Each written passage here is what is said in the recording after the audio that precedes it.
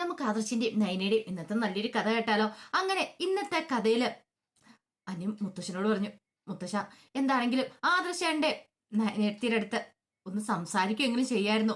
മുത്തശ്ശൻ മോഹം തിരിച്ച് മോശമായി പോയെന്ന് പറഞ്ഞു. അത് കേട്ടപ്പോ മൂർത്തി മുത്തശ്ശൻ പറഞ്ഞു, അതിന്റെ ആവശ്യമൊന്നും എനിക്കില്ല എന്ന് പറഞ്ഞു. അപ്പോഴേക്കും മുത്തശ്ശി പറഞ്ഞു, അതെ മതി മതി നിർത്തിയേരെ, ഇതിനകത്ത് ഒരു വാശിയും കാര്യങ്ങളും മടുത്തു വന്നല്ലേ, വന്ന് റെസ്റ്റ് എടുക്കാൻ പറഞ്ഞുകൊണ്ട് മുത്തശ്ശനെ കൈ പിടിച്ചിട്ട് മുത്തശ്ശി മുറിയിലേക്ക് അങ്ങോട്ട് പോയി.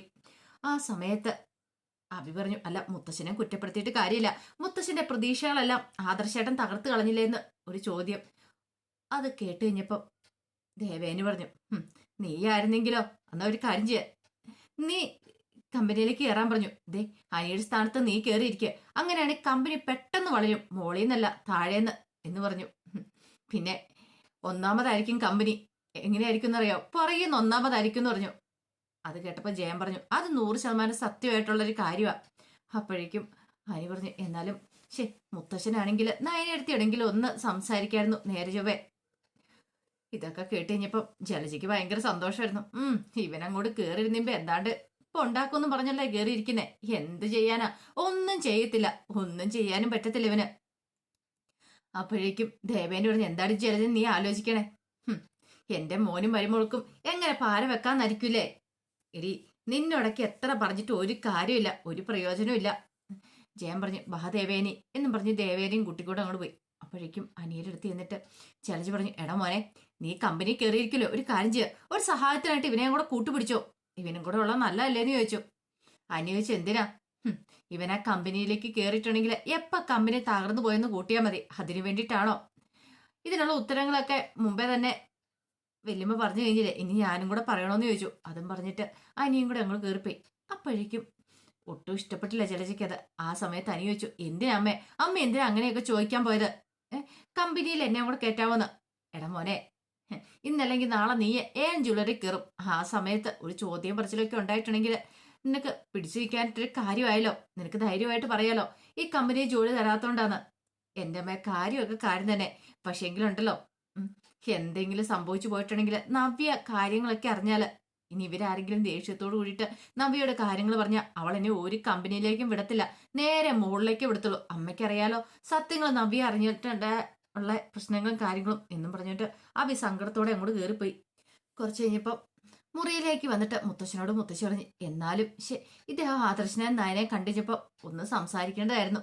വസുന്ധരെ, നിന്നോട് കാര്യങ്ങളൊക്കെ ഞാൻ പറഞ്ഞതല്ലേ, എന്തുകൊണ്ടാണ് ഞാൻ ഇങ്ങനെ ചെയ്യുന്നതെന്ന് എനിക്ക് അവരെ ഇഷ്ടമില്ലാഞ്ഞിട്ടാണോ? അപ്പോഴേക്കും മുത്തശ്ശി പറഞ്ഞു, അതെ, അവരോട് ഇഷ്ടക്കൂടുതലുണ്ടാ. ഒരു പക്ഷെ ആദർശൻ നയൻ ഇവിടെ ഉണ്ടായിരുന്നെങ്കിൽ ഈ പ്രശ്നങ്ങളൊന്നും ഉണ്ടാകത്തില്ലായിരുന്നു. ആദർശനെ കാണാത്തോണ്ടുള്ള വിഷമം കൊണ്ടല്ലേന്ന് ചോദിച്ചു. അത് കേട്ടപ്പോ മുത്തശ്ശൻ പറഞ്ഞു, അതൊക്കെ ശരി തന്നെയാ, പക്ഷേ എങ്കിലും നിനക്കറിയാലോ ആദർശ് ഈ വീട് വിട്ടു പോയത് എന്തുകൊണ്ടാന്ന്.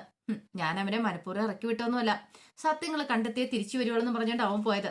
അവനെ സഹായിക്കാനായിട്ട് കിരണും കല്യാണിയും നന്ദു എല്ലാരും ഉണ്ട്. എനിക്ക് ഉറപ്പുണ്ട് അവൻ എന്റെ കൊച്ചുമാന, സത്യങ്ങളൊക്കെ തെളിയിച്ച് അവൻ ഈ വീട്ടിലേക്ക് കയറി വരത്തുള്ളൂ. നിനക്കറിയാലോ, ഒരു പക്ഷെ അവൻ ഈ വീട്ടിൽ വന്നിട്ടുണ്ടെങ്കിൽ ശത്രുക്കള് അവനെ കൊല്ലാൻ പോലും മടിക്കില്ല.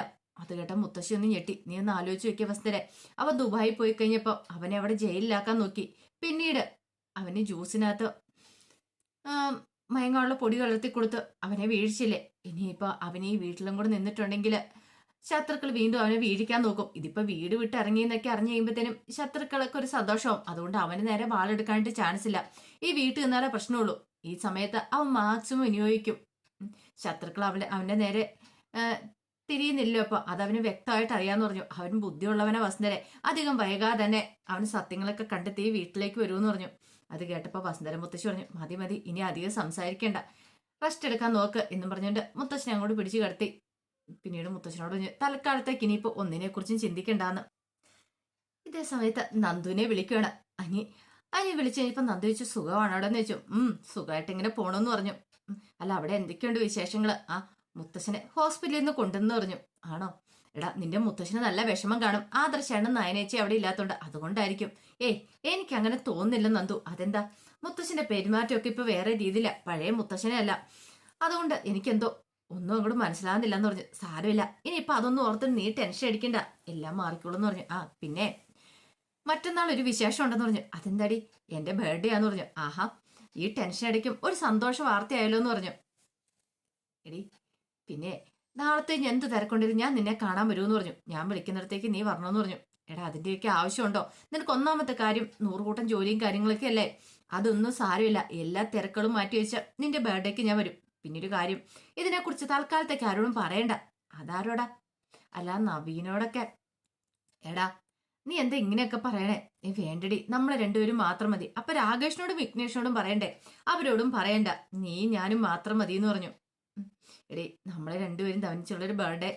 അത് കേട്ട് കഴിഞ്ഞപ്പോ നന്ദു പറഞ്ഞു, നോക്കട്ടെ ഞാൻ. പിന്നെ നയനേച്ചിയോട് ഒന്നും ഞാൻ പറയുന്നില്ല. പക്ഷെ നയനേച്ചി എല്ലാ വർഷവും ഓർത്തിന്ന് എനിക്ക് ബർത്ത്ഡേ ഗിഫ്റ്റ് ഒക്കെ തരുന്ന. ഇവിടെയാണെങ്കിൽ അച്ഛനും അമ്മയൊക്കെ ക്ഷേത്രത്തിൽ പോവും. അങ്ങനെയൊക്കെയാ ഞങ്ങൾ സാധാരണ ഗതിയിൽ ആഘോഷിക്കാറില്ലെന്ന് പറഞ്ഞു. ഇത് കേട്ടിഞ്ഞപ്പം അനി പറഞ്ഞു, ഇത്തവണ ഒരു വെറൈറ്റി ആയിക്കോട്ടെ. പിന്നെ അറിയാലോ, ഇത്തവണ നമ്മൾ രണ്ടും തനിച്ചു മതിയെന്ന് പറഞ്ഞു. നോക്കാന്നൊക്കെ പറഞ്ഞു. എന്നാ ശരി, നീ കോള് കട്ട് ചെയ്തു. പിന്നെ സൈലന്റ് ആക്കി വെച്ച ഫോൺ. ആര് വിളിച്ചാലും കോൾ എടുക്കണ്ടെന്ന് പറഞ്ഞു. അതെന്താ ഈ ആര് വിളിച്ചാലും? അല്ല, അത് പിന്നെ നവീനെങ്ങാനും വിളിച്ചാൽ കോൾ എടുക്കണ്ടെന്നാണ് ഉദ്ദേശിച്ചത്. കാര്യം പറഞ്ഞ അവൻ തന്റെ കൂട്ടുകാരനൊക്കെയാണ്. പക്ഷെ എന്തോ ഒട്ടും അങ്ങോട്ട് അംഗീകരിക്കാൻ പറ്റുന്നുണ്ടായിരുന്നില്ല നവീൻ നന്ദുവിനെ വിളിക്കുന്ന കാര്യം.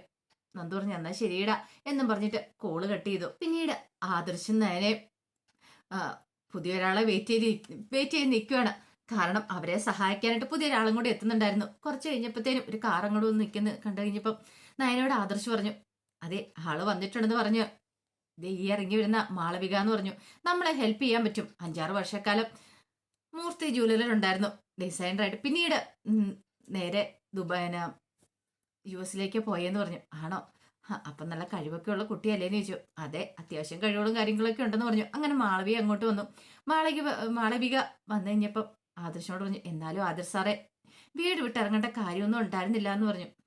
അതൊക്കെ അങ്ങനെ സംഭവിച്ചു പോയി. ഇനിയിപ്പോൾ അതിനെക്കുറിച്ച് പറഞ്ഞിട്ട് കാര്യമില്ലോ. എന്നാലും എന്താ സാറേ ഇത്ര പെട്ടെന്ന് സംഭവിച്ചേ? ഇങ്ങനെ ഒരു തകർച്ച ഉണ്ടാകാൻ കാരണം?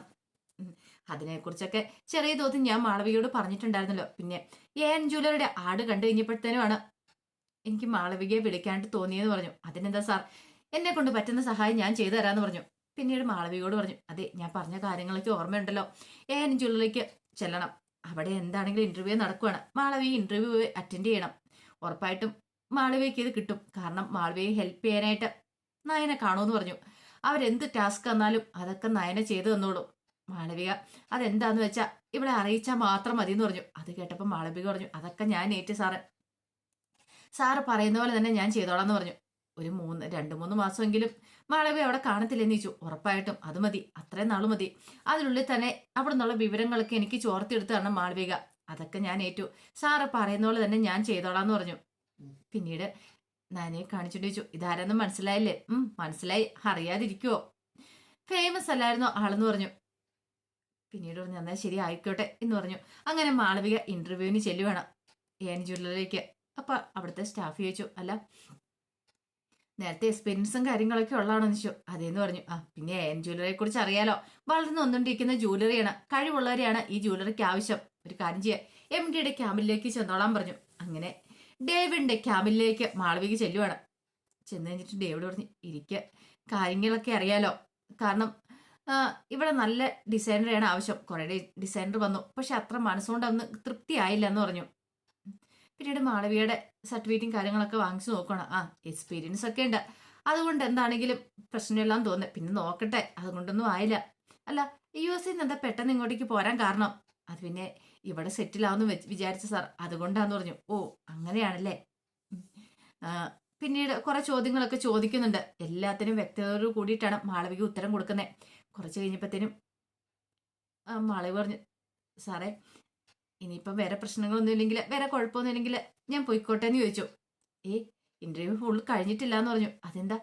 അല്ല ഞങ്ങളൊരു ടാസ്ക് തരും, അത് ചെയ്തു തരണം 1 മണിക്കൂറിനുള്ളിൽ. അതെ, ഒരു ഡിസൈൻ വരച്ച് തരണമെന്ന് പറഞ്ഞു. അത് ഞങ്ങൾ പറയുന്ന രീതിയിലുള്ള ഡിസൈനിങ് ആയിരിക്കണം, ഞങ്ങളുടെ ഐഡിയാസിനുള്ള ഡിസൈനിങ് ആയിരിക്കണം നിങ്ങൾ വരയ്ക്കേണ്ടതെന്ന് പറഞ്ഞു. അത് കേട്ടിഞ്ഞപ്പോൾ മാളവിക പറഞ്ഞു, സാറേ 1 മണിക്കൂറിനുള്ളിൽ നിങ്ങൾ പറയുന്ന രീതിയിലുള്ള ഡിസൈൻ വരയ്ക്കാന്ന് പറഞ്ഞാൽ ഇതൊരു ഇന്റർവ്യൂ ആണ്. കാരണം അതിൽ വിജയിച്ചാൽ മാത്രമേ നിങ്ങൾക്ക് ഈ കമ്പനിയിൽ കയറാനായിട്ട് പറ്റുള്ളൂ. കാരണം പാരമ്പര്യമായിട്ട് ഉള്ള ഡിസൈനും കാര്യങ്ങളൊക്കെയാണ് ഞങ്ങൾ ഉദ്ദേശിക്കുന്നതെന്ന് പറഞ്ഞു. അപ്പൊ ആ രീതിയിലുള്ള ഡിസൈനും കാര്യങ്ങളൊക്കെ അതിന് വേണ്ടുന്ന കാര്യങ്ങളൊക്കെ പറഞ്ഞു തരും. അപ്പൊ അതുപോലെ ഞങ്ങൾക്ക് ചെയ്തു തരണമെന്ന് പറഞ്ഞു. ഇത് ടാസ്ക് ആണ്, എനിക്ക് മാത്രമേ നിങ്ങൾ വിജയിക്കത്തുള്ളൂ, നിങ്ങൾക്ക് ഇവിടെ ജോയിൻ ചെയ്യാൻ പറ്റുള്ളൂ എന്ന് പറഞ്ഞു. ശരി ആയിക്കോട്ടെ, പിന്നെ ഇതിനു വേണ്ടി നിങ്ങൾക്ക് ഒരു പ്രത്യേക ക്യാബിനും കാര്യങ്ങളൊക്കെ ഉണ്ടായിരിക്കും എന്ന് പറഞ്ഞു. പിന്നീട് അവിടുത്തെ ഒരു സ്റ്റാഫിനെ വിളിക്കുകയാണ്. പിന്നീട് അതിന്റെ കുറച്ച് കാര്യങ്ങളൊക്കെ മാളവിക്ക് കൊടുക്കണം, ഒരു പേപ്പറും കാര്യങ്ങളും, എങ്ങനെ വരയ്ക്കണം, ഏത് രീതിയാണ് അവർ ഉദ്ദേശിക്കണം എന്നൊക്കെയുള്ള. പെട്ടെന്ന് മാളവിക പുറത്തേക്ക് ഇറങ്ങി കഴിഞ്ഞപ്പോഴത്തേനും അതിന്റെ ഒന്ന് രണ്ട് ഫോട്ടോസ് എടുത്തു. അതിനുശേഷം അത് നയനയ്ക്ക് അയച്ചു കൊടുക്കുവാണ്.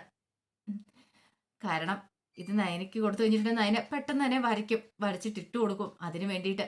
അങ്ങനെ നയനയുടെ ഫോണിലേക്ക് അത് വന്നു കഴിഞ്ഞപ്പോഴത്തേനും നയന ആദർശനോട് പറഞ്ഞു, ആദർശേട്ടാ അവർ ടാസ്ക് കൊടുത്തു കഴിഞ്ഞെന്ന് പറഞ്ഞു. അങ്ങനെ നയന ഇരുന്ന് ഡിസൈൻ വരയ്ക്കുവാണ്. ഈ സമയത്ത് മാളവികയുടെ അടുത്തേക്ക് അവിടുത്തെ സ്റ്റാഫ് വന്നു. എന്നിട്ട് പറഞ്ഞു, അറിയാലോ ഇവിടെ കുറെ ഡിസൈനേഴ്സ് വന്ന, പക്ഷെ ഒന്നും സെറ്റ് ആയില്ല, എം ഡി സാറിന് ഇഷ്ടപ്പെട്ട ഒരാളെ കിട്ടിയില്ല എന്ന് പറഞ്ഞു. പിന്നെ ഇതിന്റെ തീരുമാനങ്ങളൊക്കെ എടുക്കാനായിട്ട് എം ഡി സാറും പിന്നെ ബാക്കി ചിലവും കൂടെ കാണുമെന്ന് പറഞ്ഞു. ഓ അങ്ങനെയാണല്ലേ. അപ്പൊ എം ഡി ആയിട്ടുള്ള സംസാരത്തിനിടയ്ക്ക് മാളവിക്ക് ഒരു കാര്യം മനസ്സിലായിരുന്നു, ഇതിന് മുകളിൽ വേറെ ആരൊക്കെ ഉണ്ടെന്ന്. കാരണം ഫൈനലൈസ് ചെയ്യാനായിട്ട് വേറെ ആൾക്കാരുണ്ടെന്ന് പറഞ്ഞിട്ടുണ്ടായിരുന്നു. അപ്പൊ ഇതിന്റെ പിന്നെ വേറെ ആരൊക്കെ ഉണ്ടോ എന്നൊരു ചിന്ത അവളുടെ മനസ്സിലുണ്ടാകുന്നുണ്ട്. കാരണം ആദർശ് കുറെ കാര്യങ്ങൾ പറഞ്ഞു വിട്ടിട്ടുണ്ടായിരുന്നല്ലോ. അപ്പൊ അത് പ്രകാരം ഓരോ കാര്യങ്ങൾ മാളവിക അവിടെ അന്വേഷിക്കുന്നുണ്ടായിരുന്നു. കാരണം എല്ലാത്തിനുള്ള ഉത്തരം കിട്ടണം. ഈ 3 മാസം കൊണ്ട് തനിക്ക് ഇവിടുന്ന് ചോർത്തിയെടുക്കാൻ പറ്റുന്ന വിവരങ്ങളൊക്കെ ചോർത്തിയെടുക്കണം എന്നൊരു ചിന്തയായിരുന്നു. കുറച്ച് കഴിഞ്ഞപ്പോഴത്തേനും അവിടുത്തെ സ്റ്റാഫ് അങ്ങോട്ട് എഴുന്നേറ്റ് പോയി. ആ സമയം മാളവികയുടെ ഫോണിലേക്ക് ഒരു മെസ്സേജ് വരുവാണ്. കാരണം അതിന് പെട്ടെന്ന് തന്നെ ഡിസൈനൊക്കെ വരച്ച് സെറ്റ് ചെയ്ത് ആ 1 മണിക്കൂറിൽ തന്നെ അവൾക്ക് അയച്ചു കൊടുത്തിട്ടുണ്ടായിരുന്നു. അപ്പൊ അതിന്റെ വിശേഷങ്ങളൊക്കെ നമ്മളൊന്ന് കാണുന്നത്. ഇതിന്റെ ബാക്കി വിശേഷങ്ങളുമായിട്ട് വൈകുന്നേരത്തെ പ്രൊമോയി വരാട്ടോ. ഒരിക്കൽ കൂടി എല്ലാവർക്കും ശുഭദിനം നേർന്നുകൊണ്ട് നിർത്തുന്നു.